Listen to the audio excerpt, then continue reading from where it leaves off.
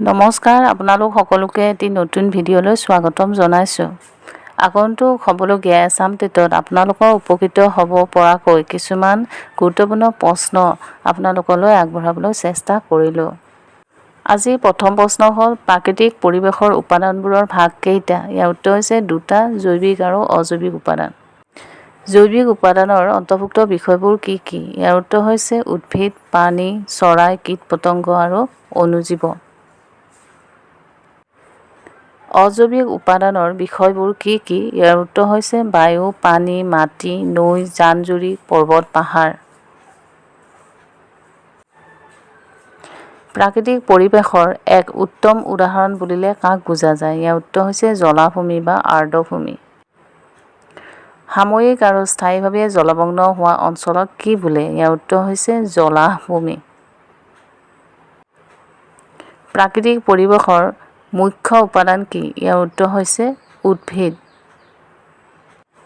ভেঁকুৰজাতীয় উদ্ভিদে নিজে আহাৰ কিয় প্ৰস্তুত কৰিব নোৱাৰে? ইয়াৰ উত্তৰ হৈছে কাৰণ ইহঁতৰ পত্ৰসৰিত নাথাকে। শেলাই আৰু ভেঁকুৰৰ কি নাথাকে? ইয়াৰ উত্তৰ হৈছে শিপা, কাণ্ড আৰু পাত নাথাকে। সেমেকা ঠাইত গজা এবিধ উদ্ভিদ কি? ইয়াৰ উত্তৰ হৈছে ঢেকীয়া। ইহঁতৰ মূল, কাণ্ড আৰু পাত থাকে। মৰুভূমিত প্ৰচণ্ড গৰম আৰু পানীৰ অভাৱ সহিব পৰা প্ৰাণীবিধ কি? ইয়াৰ উত্তৰ হৈছে উট।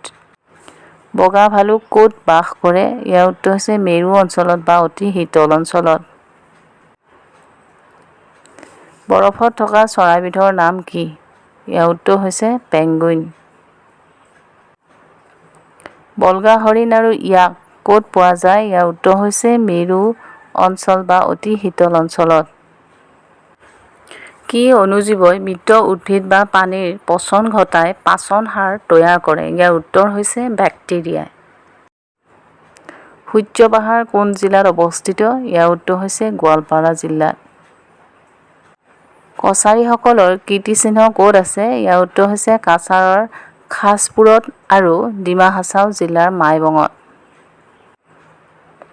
মদন কামদেৱ চন্দ্ৰিকা মন্দিৰ আৰু মেৰঘৰ ক'ত অৱস্থিত? ইয়াৰ উত্তৰ হৈছে কামৰূপ জিলাত। টেগ বাহাদুৰ গুৰুদ্বাৰ ক'ত অৱস্থিত? ইয়াৰ উত্তৰ হৈছে ধুবুৰী জিলাত।